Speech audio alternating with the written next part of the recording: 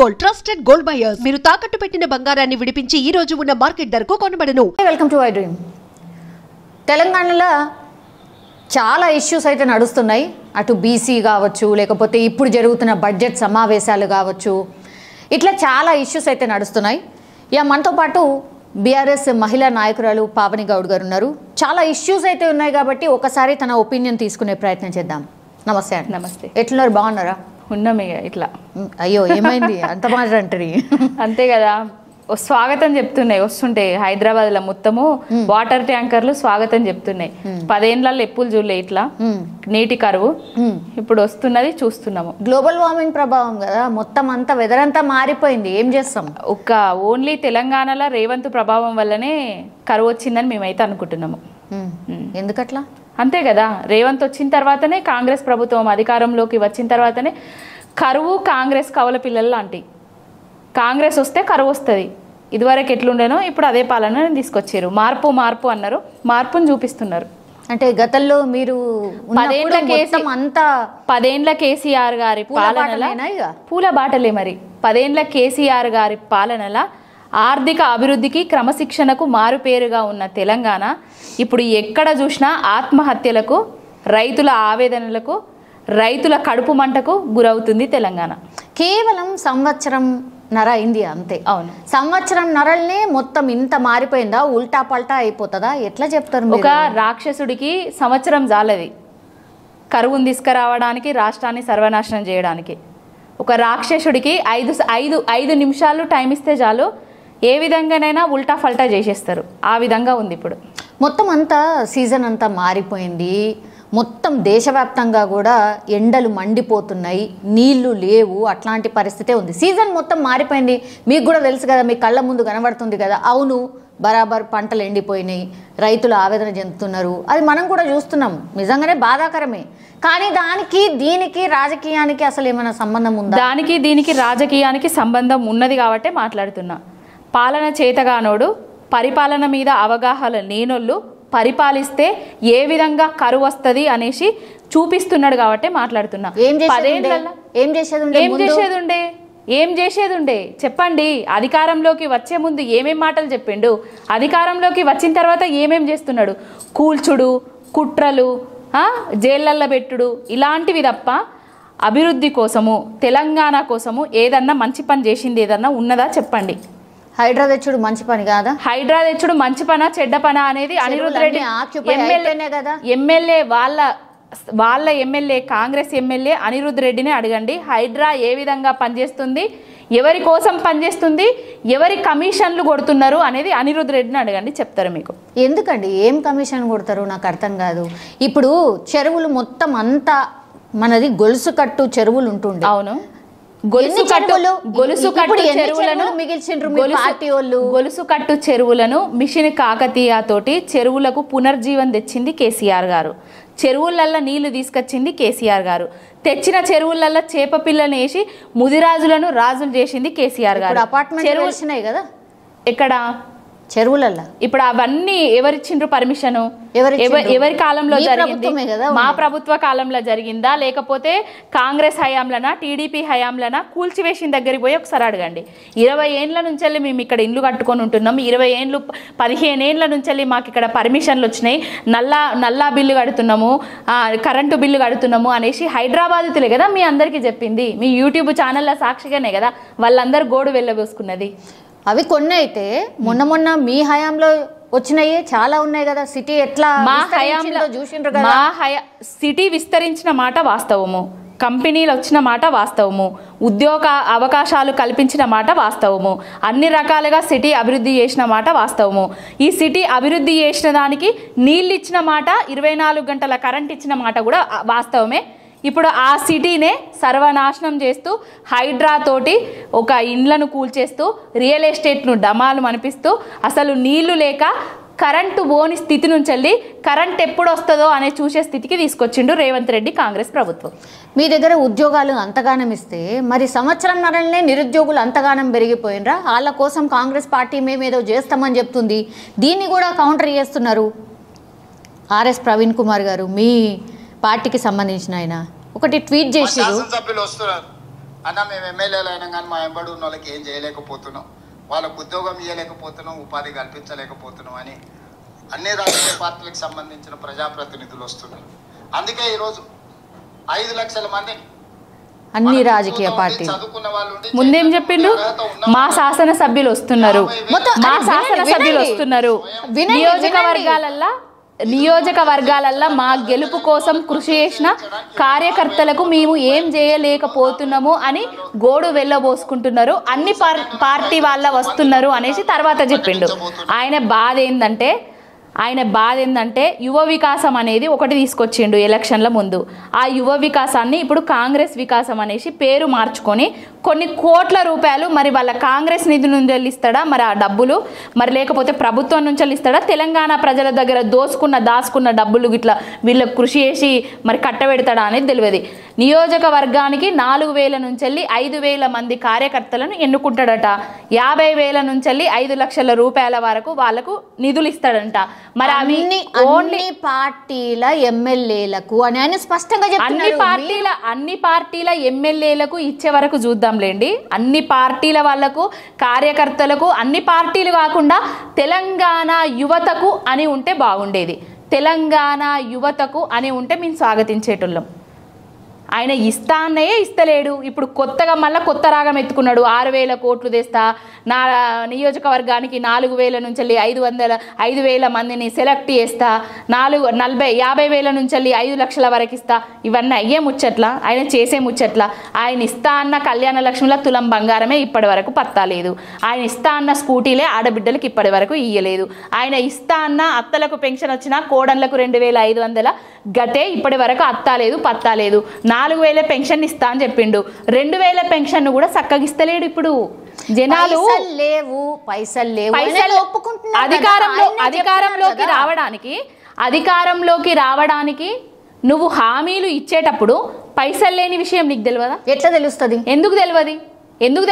నువ్వే కదా చెప్పినావు. కేసీఆర్ గారు లక్షల కోట్ల అప్పులు చేసిండు, తెలంగాణను సర్వనాశనం చేస్తున్నాడు అనేసి ఎలక్షన్ల ముందు నువ్వే కదా ఫేక్ ప్రాపగండా చేసినావు. లక్షల కోట్ల అప్పులు చేసిన ఎక్కడ ఫేక్ అయింది? అది ఫేక్. మరి 50 లక్షల కోట్లకు పైగా కేసీఆర్ గారు సంపద సృష్టించిండు. తెలంగాణ ఆత్మ గౌరవాన్ని పెంచిండు. తెలంగాణలో భూముల రేట్లు పెంచిండు. రైతును రాజు చేసిండు. ఆకాశంలో పెరిగే విధంగా భూముల రేట్లు పెంచి ఒక రాజు చేసిండు కేసీఆర్ గారు. ఇవన్నీ ఎక్కడ పోయినాయి? మధ్య తరగతి ప్రజలు ఎవరైనా సరే ఇల్లు కొనుక్కునే పరిస్థితి ఉందా హైదరాబాద్ లో? మధ్య తరగతి ప్రజలు సంపద సృష్టించడం అని అంటే సంపద సృష్టించడమే. మధ్య తరగతి వాళ్ళు కేసీఆర్ గారి హయాంలా, బీఆర్ఎస్ ప్రభుత్వ హయాంలా ఎంతమంది ఇల్లులు కొనుక్కున్నారో మీకు డాటా కావాలంటే పోయి అక్కడ చెక్ చేసుకోండి. ఇప్పుడు ఎంతమంది ఇల్లులు కొనుక్కుంటున్నారో ఒకసారి మీరు చూసుకోండి. ఇల్లులు ఎవరైనా కొనడానికి ముందటికి వస్తున్నారా? అప్పుడు ఉద్యోగాలు వచ్చినాయి, బ్యాంకులలో లోన్లు తీసుకున్నారు, ఇల్లులు కట్టుకున్నారు. అప్పుడు రియల్ ఎస్టేటు శరవేగంగా పెరిగిపోయింది, ధరలు పెరిగినాయి. అయినా కూడా దానికి తగ్గట్టుగా వీళ్ళు ఇల్లులు కొనుక్కున్నారు, జాగాలు కొనుక్కున్నారు, వ్యాపారాలు చేసారు, వృద్ధికి వచ్చారు. ఇప్పుడు ఏదన్నా వ్యాపారం చేసే అసలు ఉందా? ఎవడన్నా అప్పు పుట్టనిస్తున్నాడా? 1 రూపాయి కావాలంటే ఎవరన్నా ఇస్తున్నారా? ఎట్లయిపోయింది తెలంగాణ? ఎక్కడ ఉండే తెలంగాణ ఎట్లయిపోయింది తెలంగాణ? నేషనల్ లెవెల్లో డ్యామేజ్ చేసిండు తెలంగాణను. అప్పుల రాష్ట్రం అనేసి ప్రచారం చేసిండు. ఎవడన్నా ఇంటి పెద్ద ఉంటే నాకు అప్పులున్నాయి అని ప్రచారం చేసుకుంటే రేపు ఏదన్నా లగ్గమో లేకపోతే ఇల్లు కట్టుకుంటే ఎవడన్నా అప్పియడానికి ముందటికి వస్తాడా? అసలు ఎట్లా అంటే తెలంగాణ అది చెప్పకుంటే ఇది ఇస్తలేరు అది ఇస్తలేరు అని క్వశ్చన్ చేస్తారు కదా. ఎక్కడికి వెళ్ళి తెమ్మంటారు? మరి కేసీఆర్ గారు ఏది ఇవ్వకుండా లేరు కదా. కరోనా లాంటి కష్టకాలం వచ్చినా కూడా రైతు బంధు ఆగలేదే. మీరు అప్పులు చేస్తేనేమో ఒప్పంటిరి, తప్పంటున్నారు. మేము అప్పులు చేసి 1,50,000 కోట్ల రూపాయల అప్పులు చేసిండు. ఆ 1,50,000 కోట్ల రూపాయల అప్పులు చేసి నువ్వు ఇచ్చిన హామీలల్లా ఏ హామీనన్నా నెరవేర్చినావా ఇప్పటి వరకు? ఆడబిడ్డలకు కానీ లేకపోతే ఎన్ని వేల కోట్ల మిత్తిలు చేయగట్టిండు? 60,000 కోట్ల మిత్తిలు కట్టిండు అనుకుందాం. 1,00,000 కోట్లు ఎవరికి ఇంట్లోకి పోతున్నాయి? ఎక్కడ ముడుపులు కడుతున్నాడు? ఎందుకు 30-40 సార్లు ఢిల్లీకి పోతున్నాడు? ఢిల్లీ చుట్టూ ప్రదక్షిణలు చేస్తున్నాడు. ఈ సొమ్మంతా తెలంగాణలో వచ్చే సొమ్మంతా ఢిల్లీకి దారాదత్తం చేస్తున్నాడు. పార్టీ నడపడానికి ఇక్కడి నుంచి ముడుపులు పంపిస్తున్నాడు రేవంత్ రెడ్డి అనేటోడు.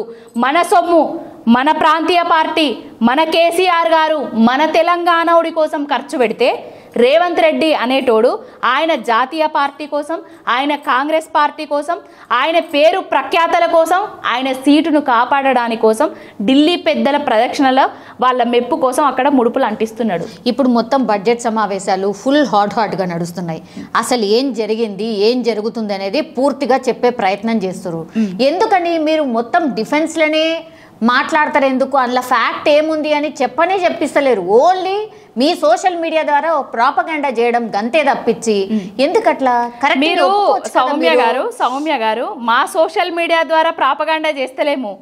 వాళ్ళ ట్విట్టర్ ఏదైతే అకౌంట్ ఉందో, కాంగ్రెస్ ట్విట్టర్ హ్యాండిల్ ఏదైతే మెయిన్ హ్యాండిల్ ఏదైతే ఉందో, 10 లక్షల మంది ఖాతాదారులు దానిలో ఉన్న హ్యాండిల్ ఏదైతే ఉందో, కేసీఆర్ గారి ఫామ్ హౌస్ పాలన బాగుందా, రేవంత్ రెడ్డి ప్రజా పాలన బాగుందా అనేసి పోలు పెడితే కేసీఆర్ గారి ఫామ్ హౌస్ పాలననే బాగుంది అనేసి ఓట్లు వేయడం జరిగింది. 60-70% మంది వాళ్ళ హ్యాండిల్ లో కూడా అందరు కూర్చొని ఓటేసిరా ఏంది? కాంగ్రెస్ వాళ్ళకు కూడా ఉన్నారు కదా, మరి వాళ్ళు కూడా వేయొచ్చు అనుకోవచ్చు కదా. కాంగ్రెస్ పాలన నచ్చకేసిండ్రు అనుకోవచ్చు కదా. నిన్న మొన్న కోరుట్లకు పోయినా నేను ఒక కాంగ్రెస్ కార్యకర్త, నేను జెండా నాకు తెలిసిన రాజకీయ జ్ఞానం వచ్చిన దగ్గర నుంచి నేను కాంగ్రెస్ పార్టీలోనే ఉన్న బిడ్డ, నాకు 56 ఏండ్లు, కాంగ్రెస్కు ఓటేయమని మా నియోజకవర్గం మొత్తం తిరిగినా, ఇప్పుడు నేను ఎక్కడన్నా గ్రామానికి పోయినా నియోజకవర్గంలో తిరిగినా, ఏమయ్యా నువ్వు చెప్తే నమ్మి ఓట్లేసినాం, పెన్షన్లేవి, రైతు బందేది, నీళ్ళు అత్తలేవు, పంటలకు బోనస్ రాలేదు అని అడుగుతున్నారు. ముఖం ఎత్తుకొని తిరగలేకపోతున్నా, ముసుగేసుకొని తిరిగినట్టు అయిపోతుంది, ఇజ్జత్ పోతుంది బిడ్డ అని అంటున్నాడు. కాంగ్రెస్ కార్యకర్తల పరిస్థితి, నాయకుల పరిస్థితి జనాలకు పోయే పరిస్థితి లేదు. బట్టలిప్పి దంచుతారు. రేవంత్ రెడ్డి అదే శాసనసభలు అంటున్నాడు కదా, ఆయనకు వ్యతిరేకంగా ఎవరైతే మాట్లాడితే వాళ్ళను గుడ్డలు కూడా తీసి దంచుతా, రోడ్ల మీదకి తీసుకొస్తా అని చెప్తున్నాడు కదా, అదే గుడ్డలు కూడా తీసి రేవంత్ రెడ్డిని కాంగ్రెస్ నాయకులను దంచే పరిస్థితిని తీసుకొచ్చారు, కరువుని తీసుకొచ్చి. ఎందుకండి ఆ లాంగ్వేజ్ ఎంత దారుణమైన లేకపోతున్నాం. సౌమ్య గారు యదా రాజా తదా ప్రజ. ఆయన ఏది మాట్లాడితే మేము అది మాట్లాడతాం, ఆయన ఏది ఇస్తే మేము అది ఇస్తాం, ఆయన గౌరవం ఇస్తే మేము ఆయనను గౌరవం ఇస్తాం, ఆయన మమ్మల్ని బూతులతోటి వర్షాలు కురిపిస్తే మేము ఆయన మీద బూతులు కురిపిస్తాం. ఆయన నేర్పిన విద్యనే. బడ్జెట్ సమావేశాలు జరుగుతున్నాయి, బడ్జెట్ని ప్రవేశపెడుతున్నారు. భట్టి విక్రమార్క ఆల్రెడీ లైవ్ నడుస్తుంది. 3 లక్షల కోట్ల బడ్జెట్ అంటే మీరు నాకు తెలిసి 2 లక్షలు 2,50,000 వరకు పెట్టినట్టున్నారు. తర్వాత కాంగ్రెస్ వచ్చిన తర్వాత ఇంకొక 20% అట్లా పెంచుకుంటూ ఈసారి మాత్రం 3 లక్షల కోట్లు. చెప్పడానికి వినడానికి 3 లక్షల కోట్లు అని వింటుంటే చాలా బాగుంటుంది, కానీ ఎవరికి ఏం అందుతలేదంటే ఆ 3 లక్షల కోట్లు ఎటుపోతున్నట్టు. అదే ఎటుపోతున్నాయి అనేది కాంగ్రెస్ వాళ్ళని అడగండి. మీరు 3 లక్షల కోట్లు అంటున్నారు కదా, నిన్ననే మీ సీతక్క గారు చెప్పిండ్రు, పెన్షన్లు కొత్త పెన్షన్లకు మేము ఇప్పుడు ఇయ్యలేము, ఇంకా మాకు 3 ఏండ్ల టైం ఉన్నది, పాత పెన్షన్ పద్ధతినే మేము కొనసాగిస్తాము అనేసి సీతక్క గారు చెప్పిండ్రు. పొన్నం ప్రభాకర్ గారు కూడా కళ్యాణ లక్ష్మిల తులం బంగారం ఇయ్యలేము, కళ్యాణ లక్ష్మి కూడా ఇస్తామో ఇయ్యమో కూడా తెలియదు అనేసి ఆయననే అంటున్నారు. మరి దేనికోసం ఆ బడ్జెట్ను ప్రవేశపెడతారు, ఎవరికి ఇస్తారు, ఏం చేస్తారు అనేది వాళ్ళకే తెలియాలి. వాళ్ళ కమిషన్ల కోసం, కాంట్రాక్టుల కోసం ఏమన్నా బడ్జెట్ను ప్రవేశపెడతారు కావచ్చు కొత్తగా. అంటే దేనికోసం కేటాయించకుండా బడ్జెట్ అంతా ఎటుపోతుంది? మీరు ఎట్లా చేసిండ్రు మరి? అప్పుడు ఈయనకు అసలే ఏం అయితలేదు, కాంగ్రెస్ పార్టీ ఏం చేస్తలేదు అని పదే ఎందుకు అంటున్నారు? ఇప్పుడు మేము చేసింది జనాలు 10 ఏళ్ళు చూసిండ్రు, కాంగ్రెస్ ఏం చేస్తున్నది 15 నెలలలోనే చూసిండ్రు. కాంగ్రెస్ వద్దు, బీఆర్ఎస్ఏ కావాలి, కేసీఆర్ఏ రావాలనేసి పదే ప్రజలే కోరుకుంటున్నారు. కేసీఆర్ గారు తెలంగాణను తీసుకొచ్చి తెచ్చిన తెలంగాణలో నీళ్లు తీసుకొచ్చిండు, నిధులు తీసుకొచ్చిండు. ఈ నిధులను ఈ తెలంగాణ రాష్ట్రం కోసమే కేటాయించి కృషి చేసి కష్టపడి పనిచేసిండు. ప్రతి ఒక్కటికి సంబంధ వర్గాలకు సంక్షేమ పథకాలను అందజేసే విధంగా ఆయన పరిపాలించిండు. రేవంత్ రెడ్డి అనేటైనే వచ్చిండు, తెలంగాణను సర్వనాశనం చేసిండు, వచ్చినాకనే పంటలను ఎండబెట్టిండు, నీళ్లను మాయం చేసిండు, కరెంటుకు కటకట తీసుకొని వచ్చిండు, రైతుల ఆత్మహత్య దిశగా పరిగెత్తే విధంగా ఆయన పరిపాలన చేస్తున్నాడు. ఆయన పరిపాలనలా ఎవరు సంక్షేమ పథకాలతో సంబరపడుతున్నాడు? కేసీఆర్ అనేటోడు సంక్షేమ పథకాలతో సంబరపెడితే ఈయన సంక్షేమ పథకాలతో కోతబెట్టి తెలంగాణలో ఉన్న ప్రతి ఒక్కరిని అప్పుల పాలు చేస్తున్నాడు. కేసీఆర్ ఆయన కేవలం గవర్నర్ స్పీచ్ రోజు మాత్రమే వచ్చిండు. ఇప్పటి వరకు 50 లక్షల జీతం తీసుకున్నారు. ఆ ఒక్కరోజు వచ్చిండ్రు, మరి గిన్ని ఇష్యూస్ ఉన్నాయి కదా, వచ్చి మాట్లాడచ్చు కదా. అదే కదా రేవంత్ రెడ్డి పదే పదే అంటున్నారు, మీ అనుభవాన్ని మాకు పంచండి అని. ఎందుకు రావట్లేదు మరి? అనుభవాన్ని పంచితే స్వీకరించే స్టేజ్ లో రేవంత్ రెడ్డి అనేటోడు లేడు. మీరు ముందే ఎట్లా అనుకుంటారండి? ఇప్పుడు శిశుపాలుడు అనేటోడు 100 తప్పులు చేయాలి, అప్పుడే కృష్ణుడు బయటికి వస్తాడు. ఇప్పుడు ఈయన 100 తప్పుల దగ్గరలో ఉన్నాడు, కృష్ణుడు బయటికి వస్తాడు, కేసీఆర్ గారు బయటికి వస్తారు, ప్రతి దాని మీద ఎత్తి చూపుతారు. సంవత్సరం అవుతుంది ఇదే మాట చెప్పి. సంవత్సరం కానీ అండి, కేసీఆర్ గారు చెప్పిండ్రు కదా, తెలంగాణ ప్రజలకు చిలుకకు చెప్పినట్టు చెప్పిండు. ప్రతి ఒక్కరికి జాతీయ పార్టీలు గనక తెలంగాణ రాష్ట్రంలో అధికారంలోకి వస్తే నీళ్లు బంద్ అయితే, రైతు బంధు బంద్ అయితే, కరెంటుకు కష్టాలు తీసుకొస్తారు అని చెప్పిండు. అదే జరుగుతున్నది. ఆయన మాట వినకపోవడం వల్ల ఏ విధంగా అన్యాయం జరుగుతుందో, ప్రజల మీద కోపం, ప్రజల మీద అసలే కోపం లేదు, మరి ప్రజల మీద ప్రేమ ఉన్నది కాబట్టి, ప్రజల మీద ప్రేమ ఉన్నది కాబట్టి ఆయన వ్యవసాయ క్షేత్రంలో ఉన్నా కూడా అదే ప్రజలు పోయి ఆయనను కలుస్తూ ఒక్కొక్క ప్రజలు గోడు వెళ్ళబోసుకుంటున్నారు. ప్రజల కోసం ఆయన వెళ్ళి మంది కలవడమే తప్పించి ఆయన వచ్చి ఎవరిని కలవరా? ఇదేనా? ఆయన ఎందుకు జనాలను కలవలేదు? ఆయన జనాలను కలవకపోతేనే తెలంగాణ రాష్ట్రం వచ్చిందా? ఆయన ఊరు వాడ తిరగకపోతేనే తెలంగాణ రాష్ట్రం వచ్చిందా? ఇప్పటికిప్పుడు గా మూలకేమున్నదో అడుగుండ్రి కేసీఆర్ గారు చెప్తారు, గీ మూలకేమున్నదని అడుగుండ్రి కేసీఆర్ చెప్తారు, ఆదిలాబాద్లో ఏ మూలకేమున్నదో అడుగుండ్రి కేసీఆర్ గారు చెప్తారు. రేవంత్ రెడ్డికి ఏమన్నా అవగాహన ఉందా? ఇప్పుడున్న నాయకులకు, ఆ కాంగ్రెస్ నాయకులకు ఎవరైనా తెలివితేటలు ఉన్నాయా? సమవుజ్జి గల నాయకుడు ఎవరైనా ఉన్నారా కేసీఆర్కి తగ్గట్టు? ఎవ్వరికీ తెలంగాణ గురించి కానీ తెలంగాణ ప్రజల గురించి కానీ తెలియని విషయాలు అవన్నీ. ఓన్లీ కేసీఆర్ గారికి తెలంగాణకు పేగు బంధం ఉన్నది, ప్రేమ బంధం ఉన్నది, అన్ని బంధాలు ముడిపడి ఉన్నాయి కేసీఆర్ గారికి. పావని గారు, ఇప్పుడు అసలు అంటే కాంగ్రెస్ కి సంబంధించిన నాయకులకు అసలు ఏ అవగాహన లేదు, ఏ సబ్జెక్టు రాదు, అసలు వీళ్ళకి తెలివే లేదు అంటది. అసలు మీ హయాంలా మాట్లాడితే కేసీఆర్ గారు మాట్లాడాలా, లేకపోతే కేటీఆర్ మాట్లాడాలా, లేకపోతే హరీష్ రావు గారు మాట్లాడాలా, ఇంకొకరు ఇద్దరు మాట్లాడుతుండే అంతే. మంత్రులు ఉత్సవ విగ్రహాలు మాత్రమే. ఏమన్నా మాట్లాడుతుండేనా? ఒక్కసారి ఏమన్నా చేస్తుండేనా? ఒక్కసారి మీరు పోయి మంత్రులు ఎవరైతే ఉన్నారో, మా గంగుల కమలాకర్ గారు కానివ్వండి, జగదీష్ రెడ్డి గారిని కానివ్వండి, మా మంత్రులుగా పనిచేసిన ప్రతి ఒక్కరిని మీరు అడిగి తెలుసుకోండి. ఏం పని చేసిండ్రు, ఏం పని చేయనిచ్చిండ్రు, ఏ విధంగా కేసీఆర్ గారు వాళ్ళ వెంబడిబడి విద్య కానివ్వండి, ఉద్యోగాలల్లో కానివ్వండి, వైద్యంలో కానివ్వండి. ఒకప్పుడు గవర్నమెంట్ దవాఖానకు నేను రాను బిడ్డో సర్కారు దవాఖానకు అనే నానుడు ఉండే. పోతే సర్కారు దవాఖానలకే పోతాం అనే స్థితిని తీసుకొచ్చిండు. పోతే గురుకుల పాఠశాలలనే చదువుకుంటాం అనే స్థితిని తీసుకొచ్చిండు కేసీఆర్ గారు. మంత్రులు పనిచేయకపోతేనా ఈ విధమైన స్థితి వచ్చింది? ఎక్కడండి అవన్నీ మీ కార్యకర్తల వాళ్ళ దాంట్లోనే పెట్టినట్ట కదా. ఇప్పటికి కూడా కిరాయిలు కూడా ఇస్తలేరంట, మా కార్యకర్తల దాంట్లో పెట్టినమా లేకపోతే కిరాయి రూములల్లో పెట్టినమా అది తర్వాత విషయం. ఇప్పుడు 3 లక్షల కోట్ల బడ్జెట్ ఏదో అని ప్రవేశపెట్టిండ్రు కదా, మరి ఇప్పుడు కట్టమని చెప్పండి వాళ్ళను. ఒక గుడన్న కట్టమనండి, ఒక ప్రాజెక్ట్ అన్న కట్టమనండి, ఒక బడన్న కట్టమనండి. కేసీఆర్ గారు ఎట్లా నడిపించారు అనేది వాళ్ళకి తెలుస్తుంది అప్పుడు. All right. ఇప్పుడు బీసీకి సంబంధించి అయితే నిన్న బిల్ పాస్ అయింది, కేంద్రానికి పంపించిండ్రు. సో మళ్ళీ ఒక పెద్ద డిస్కషన్ అయితే నడిచింది. బీసీ నాయకులు, మీ నాయకులు అంటే తీన్మార్ మల్లన్న మీ నాయకుడు కాదనుకోండి, కానీ మీ నాయకుడు అవుతాడేమో అనేది ఒక పెద్ద ఎత్తున చర్చ నడుస్తుంది. అంటే బీఆర్ఎస్లోకి రాబోతున్నారని. ఎందుకంటే మీ నాయకులను కలిసిండు కదా మొన్న. ఇప్పుడు బీఆర్ఎస్ పార్టీ ఆహ్వానిస్తుంది తీన్మార్ మల్లన్నని అనేది ఒక పెద్ద ఎత్తున చర్చ నడుస్తుంది. మేము ఎవరిని ఆహ్వానించాల్సిన అవసరం మాకు లేదు బీఆర్ఎస్ పార్టీకి. ముఖ్యంగా తీన్మార్ మల్లయ్య లాంటి బ్రోకర్ గాళ్ళను ఆహ్వానించాల్సిన అవసరం అస్సలే లేదు. తీన్మార్ మల్లయ్య అనేటోడు ఊసర వెళ్ళి రంగులు మార్చినట్టుగా పార్టీల కండువాలను మార్చుకుంటూ తిరిగేటోడు అనేసి అందరికీ తెలుసు. తీన్మార్ మల్లయ్య మాటలు నమ్మే స్థితిలో కూడా ప్రజలు లేరు, బీసీ సమాజం కూడా లేదు. ఇప్పుడు ఆయన కోసము ఆయన ఏదో రేవంత్ రెడ్డి ముఖ్యమంత్రి అయిండు, ఆయన కాంగలేంది నేనెందుకు ముఖ్యమంత్రిని కావద్దు అనేసి బీసీ నినాదాన్ని ఎత్తుకున్నాడు. ఆయన కోసము, ఆయన స్వలాభం కోసం ఎత్తుకున్నాడు, సొంత లాభం కోసం ఎత్తుకున్నాడు అనేది తెలంగాణ రాష్ట్ర ప్రజలందరికీ తెలుసు. ఏనాడన్నా తీన్మార్ మల్లయ్య అనేటైనే యూట్యూబ్ ఛానల్ పెట్టిండు. ఏ బీసీ నాయకుడి గురించైనా ఏ బీసీ నాయకురాలి గురించైనా గా నియోజకవర్గంలో బీసీ ఆమె పోటీ చేస్తుంది, బీసీ ఆయన పోటీ చేస్తుంది, ఓట్లేయమని అడిగింది ఉన్నదా? ఎవరికన్నా సపోర్ట్ చేసింది ఉన్నదా? ఇప్పుడేదో బీసీని అదిని ఇదిని అనేసి పట్టుకొని కొత్త రాగం ఎత్తుతున్నాడు. ఆయన స్వలాభం కోసమే ఎత్తుకుంటున్నాడు.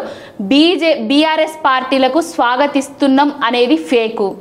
బీఆర్ఎస్ పార్టీలకు నువ్వు రావాలి అని మేము అడగలేదు. ఆయన మా పార్టీలకు వచ్చినా మేము తీసుకోము. ఇంకొకటి ఏంటంటే బీజేపీ కాంగ్రెస్ ఆడిస్తున్న నాటకాలలో భాగంగానే తీన్మార్ మల్లయ్య అనేట ఆయన వెలిసిండు. ఆయన వెనకాల ఉన్నది బీజేపీ, ఆయన వెనకాల ఉన్నది కాంగ్రెస్, రేవంత్ రెడ్డి. కేసీఆర్కి తెలవకుండా, కేసీఆర్ పర్మిషన్ లేకుండా హరీష్ రావు కావచ్చు లేకపోతే కేటీఆర్ గారు కావచ్చు కలిసి ఉంటుంచా తీన్మార్ మల్లన్నకి? అసలు పర్మిషన్ అంటే ఒక ఎమ్మెల్సీగా ఎన్నికైనా ఛాంబర్కి వస్తానంటే మా వర్కింగ్ ప్రెసిడెంట్ గారు ఛాంబర్ దగ్గర వచ్చిండ్రు కాబట్టి రమ్మని చెప్పొచ్చు, అంతే తప్ప ఏం లేదు. తిట్టకుండా తిట్టిన పార్టీ వ్యక్తులు ఎట్లా అంటే రాజకీయంలో అన్ని మర్చిపోతామా? రాజకీయంలో కోమటిరెడ్డి వెంకటరెడ్డి, కోమటిరెడ్డి రాజగోపాల్ రెడ్డి, జానారెడ్డి వీళ్ళందరూ రేవంత్ రెడ్డిని తిట్టకుండా తిట్టినోళ్ళే. ఇప్పుడు ఆయన హయాంలోనే ఆయన సీఎంగా మేము అస్సలు పోము అట్లా. మేము అలాంటి జాబితాలకు నేను మీకు చెప్తున్నా తిట్టని తిట్లు తిట్టించుకున్న నాయకులు వాళ్ళందరూ ఒకటైతారు తప్ప మేము అట్లా కాము. అది తీన్మార్ మల్లయ్యను మా పార్టీలోకి ఆహ్వానించలేదు. ఆయన ఏదో ఎమ్మెల్సీ ఉన్నాడు కాబట్టి బీసీల గురించి మాట్లాడుతా అంటే ఛాంబర్ దగ్గర దాకా వస్తే మాట్లాడడానికి కూర్చున్నారు. ఆయన ఒక బీఆర్ఎస్ పార్టీ వాళ్ళనే కలవలేదు, బీజేపీ పార్టీ వాళ్ళని కలిసిండు, ఎంఐఎం పార్టీ వాళ్ళని కలిసిండు, అందరినీ కలిసిండు. నేను బీసీల కోసం పోరాడుతానా అని ప్రొజెక్ట్ చేసుకోవడానికే కలుస్తున్నాడు తప్ప అదేం లేదు. ఢిల్లీలో ఆయన ఏదో ధర్నా చేయబోతున్నారట, దానికి ఆహ్వానించడానికని పోయిండట. ఎట్లా మీరు ధర్నాల మంచి చేస్తే ఎవరమైనా అది స్వాగతిస్తాం కదా, దేనికైనా. అంటే పార్టిసిపేట్ చేస్తారా తెలియదు. మా అధినాయకుడు ఇష్టం, అది మా అధినాయకుడి కార్యాచరణ. మా అధినాయకుడు ఏ విధంగా చెప్తే మేము అది విధంగా చేస్తాము. ఓకే, ఇప్పుడు బీసీకి సంబంధించిన నినాదం పెద్ద ఎత్తున వినిపిస్తున్నారు కాబట్టి కొన్ని ఇవి ఓకేనా? అధ్యక్ష, ఈ విధంగా లెక్కలను పరిశీలించినప్పుడు ఈ దేశంలో మరి రాష్ట్రంలో అగ్రవర్ణాల వాళ్ళు మరో 500 ఏళ్లకు సంబంధించిన అడ్వాన్స్ రిజర్వేషన్ వాడుకోరు సార్. వాళ్ళు 500 ఏళ్లకు సంబంధించిన అడ్వాన్స్ రిజర్వేషన్ వాడుకోరు సార్. బీసీలు 1000 సంవత్సరాలు వెనకబడి ఉన్నారు సార్ ఆ వాడుకోవడంలో. అడ్వాన్స్ వాడుకున్నారు అని చెప్పిండు కదా అగ్రవర్ణాల వాళ్ళు. మరి ఆ అగ్రవర్ణాల పార్టీలనే ఉన్నాడు కదా ఇప్పుడు ఎవరి కింద పనిచేస్తున్నాడు? రేవంత్ రెడ్డి కింద పనిచేస్తున్నాడు. ఎమ్మెల్సీకి రాజీనామా చేసి దమ్ము ధైర్యం ఉంటే బీసీల కోసం ఒక పార్టీ పెట్టి ముందట నడవని చెప్పండి. ఇంకొకటి, ఆయన బీసీ అని చెప్పకముందు బీజేపీ పార్టీలకు వేయండు, కాంగ్రెస్ పార్టీలకు వేయండు. ఆయన కోసము ఏదైనా దొక్కుతాడు, ఎక్కడికైనా పోతాడు, ఏదైనా మాట్లాడతాడు. ఆయన మాటలు నమ్మే పరిస్థితిలో జనాలు లేరు. ఆయన ఏ రాగం ఎత్తుకున్నా కూడా ఆ రాగం ఫెయిల్ అయిపోతుంది. బీసీలను ఏకం చేసే ప్రయత్నం చేస్తుండు కదా. ఎక్కడ ఏకం చేస్తాడండి? ఎవరిని ఏకం చేసిండు? ఆయన ఏంది ఏకం చేసేది? మేమందరం ఏకంగానే ఉన్నాం, బీసీలందరం ఏకంగానే ఉన్నాము, రెడ్డిలతోటి సత్సంబంధాలతోటే ఉన్నాము, ఓసీలతోటి మంచిగానే ఉన్నాము, మైనారిటీలతోటి కూడా మంచిగానే ఉన్నాము, అందరం కలిసే ఉన్నాము. మా దళిత సోదరులతోటి కూడా కలిసే ఉన్నాము. నువ్వు విభజించు పాలించు అనే రాగాన్ని బంద్ చేయి ఫస్ట్. మా వర్గాల ముఖ్యమంత్రి లేడు, మా వర్గాల నుంచి మంత్రులు ఉంటే మా మాటిన మంత్రులు కాదు. ఈయన కావచ్చు కదా మరి ఇప్పుడు ఆయన వర్గాల నుంచి వెళ్ళి, మా వర్గాల నుంచి వెళ్ళి ఈయన కావచ్చు కదా సీఎంగా. చేస్తారా? అదే వాళ్ళ కాంగ్రెస్ పార్టీలో చేయమని చెప్పండి, వాళ్ళ కాంగ్రెస్ పార్టీలో చేయమని చెప్పండి. ఒక్కనాడన్నా గిన్ని రోజుల నుంచి వెళ్ళి సభ జరుగుతుంది. కళ్యాణ లక్ష్మిల తులం బంగారం రానోళ్ళు బీసీ బిడ్డలు లేరా? స్కూటీలు రానోళ్ళు బీసీ బిడ్డలు లేరా? రైతు బంధు రానోళ్ళు బీసీ బిడ్డలు లేరా?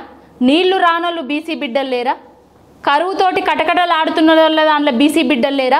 పంటలు ఎండిపోతున్న దాంట్లో బీసీ బిడ్డలు లేరా? ఒక్క బీసీ బిడ్డ నన్ను కలిసిండా? ఒక్క బీసీ రైతు నన్ను కలిసిండా? ఒక్క బీసీ నిరుద్యోగి నన్ను కలిసిండా? ఎవరికన్నా ప్రాబ్లం సాల్వ్ చేసిండా? ఆయన రాగం కోసం, ఆయన తాళం కోసం ఎత్తుకున్న రాగం మాత్రమే బీసీ రాగం, ఆయన స్వార్థం కోసమే. ఇది ఏం సక్సెస్ కాదంటారా? ఏం సాధించలేడు అని అంటారా? ఈవెన్ మీడియా దాని గురించి కూడా మాట్లాడింది.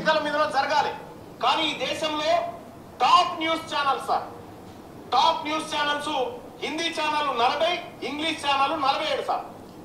ఈ 40 హిందీ ఛానల్లో సాయంత్రం 7 గంటలకు డిబేట్ నడిపిస్తారు సార్ ఒక ఇష్యూ మీద. ఇంగ్లీష్ ఛానల్లో కూడా ఇష్యూ నడిపిస్తారు సార్, ఒక టాపిక్ తీసుకొని డిబేట్ పెడతారు అందరితోని. ఈ 40 హిందీ ఛానల్లో 47 ఇంగ్లీష్ ఛానల్. అవన్నీ ఎందుకులేండి, ఆయన కోసం ఏదో ఒకటి మాట్లాడతాడు. ఛానళ్ళ గురించి మాట్లాడతాడు, జర్నలిజం గురించి మాట్లాడతాడు, రాజకీయం గురించి మాట్లాడతాడు, రేపు బీజేపీ గురించి మాట్లాడతాడు. బీజేపీ పార్టీలది చేరి రస్సీ బాంధితే మెడ కురేసుకుంటా అది ఇదని చెప్పినాయి. అవన్నీ మనం చూసినాం కదా. ఒక మనిషి అంటే ఒక వ్యవస్థ కోసమో ఒకరి కోసమో పనిచేస్తే అది నిజమా కాదా అనేది మాటలలోనే తెలిసిపోతుంది. ఆయన స్వార్థం కోసం పనిచేస్తున్నాడని మాకు అందరికీ తెలుసు. ఇప్పుడు పార్టీ నుంచి అయితే బహిష్కరించేసిండండి, కాంగ్రెస్ పార్టీలో లేడు. మరి కొత్త పార్టీ పెడతారా? పెట్టామనండి చూద్దాం, పెట్టమనండి చూద్దాం. ఎందరిని ఏకం చేస్తారు, ఎందరిని ముందటికి తీసుకుపోతారు, ఎన్ని కులాల మతాల మధ్యలో గొడవలు పెడతాడు చూద్దాం. ఇంకా కూడా సో ఈయన వస్తే మాత్రం కులాల మతాల మధ్య గొడవలే అంటారా? ఆల్రెడీ పెట్టిండు కదా. అంటే నువ్వు ఒక వర్గంలో ఉండి ఇంకొక వర్గాన్ని అంటే కించపరుస్తూ మాట్లాడడం రాజకీయంగా అది కరెక్ట్ కాదు. ఎవరైనా ఇప్పుడు మనం ఊర్లల్లా మనం అన్ని కులాల వర్గాలు కలిసే ఉంటారు. బీసీ కానీ రెడ్డి కానీ, బీసీ అని వస్తుంది గౌడ, పద్మశాలి, యాదవ, రెడ్డిలు వీళ్ళందరూ కలిసికట్టుగానే ఉంటారు. ఈయన ఏదో తీసుకొచ్చి ఏదో మాటని వాళ్ళకి వీళ్ళకు వైరుధ్యం చేయడం తప్ప ఇంకొకటి లేదు. కావాల్సింది ఊళ్ళో ఏమనుకుంటారు, ఆయన మాటలు నమ్మే పరిస్థితుల్లో అయితే లేరు. ఆయన కాంగ్రెస్ పార్టీలో ఉన్నన్ని రోజులు మరి 100 రోజులలోనే 42% రిజర్వేషన్ బీసీలకు ఇస్తామని చెప్పారు. మరి ఆ పార్టీ నుంచి వెళ్ళి ఆ పార్టీ మీద యుద్ధం చేయొచ్చు కదా, ఎందుకు మాట్లాడలేదు? 100 రోజులు అయిపోయిన తర్వాత 101 రోజు ఎందుకు మాట్లాడలేదు? ఆయన ఓన్లీ స్వలాభం కోసం ప్రయత్నం చేస్తున్నాడు. బీసీలను ముందట పెట్టి ఏదో చేయాలని చూస్తున్నాడు, బీసీ రాగాన్ని ఎత్తుకున్నాడు అంతే తప్ప ఏం లేదు. రాజకీయంగా లబ్ధి పొందడానికే ఆయన మాటలు మాట్లాడుతున్నాడు. ఇప్పుడు 42% రిజర్వేషన్ మేము చేయబోతున్నాము, ఆమోదించండి అని కేంద్రానికి పంపించింది కాంగ్రెస్ పార్టీ. నెక్స్ట్ ఏం జరగవచ్చు అనుకుంటున్నారు? కేంద్రం ఏం చేస్తే మీకు రిజర్వేషన్స్ రావచ్చు అని అనుకుంటున్నారు? రేవంత్ రెడ్డి కేంద్రం మీద ఫైట్ చేయాలి, బీజేపీ మీద మోడీ మీద ఫైట్ చేస్తే మేము కూడా ఆయనకు సహకరిస్తాము, మేము కూడా ఫైట్ చేస్తాం. మేము బీసీలకు వ్యతిరేకులం కాదు, ఎస్సీలకు వ్యతిరేకులం కాదు, ఎవరికి వ్యతిరేకులం కాదు. కేసీఆర్ గారు ఎస్సీ వాళ్ళకి వర్గీకరణ కోసము తెలంగాణ రాష్ట్రం వచ్చిన అప్పుడే ముందే ఆయన ఎస్సీ వర్గీకరణ చేసి పార్లమెంటుకు పంపించడం జరిగింది లెటర్ కూడా. దేనికి మేము వ్యతిరేకులం కాదు. అన్ని వర్గాల ప్రజలకు, అన్ని అణగారిన వర్గాలను ముందుకు తీసుకుపోయే కేసీఆర్ గారు. ఆయనే అంటే ఆయన ఒక విజన్ ఉన్న లీడర్. వీళ్ళందరూ విజన్ లేని లీడర్లు. ఇవన్నిటి గురించి మాట్లాడుకోవడం వేస్ట్.